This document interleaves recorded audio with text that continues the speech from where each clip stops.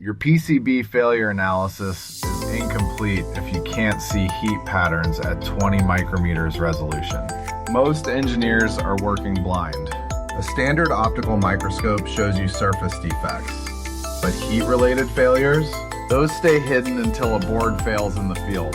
Pembroke Instruments thermal imaging microscope changes that. It maps temperature across your entire PCB or IC in real time down to 20 micrometers spatial resolution.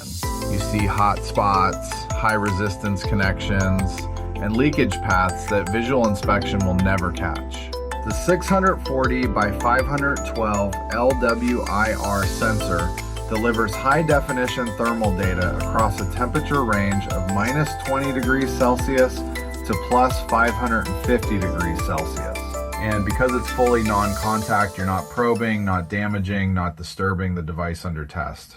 Every session records full radiometric video, not just images. That means quantitative temperature data you can use in engineering reports, trend analysis, and process troubleshooting. Stop guessing where failures start. Visit Pembroke Instruments today and configure your thermal microscope system.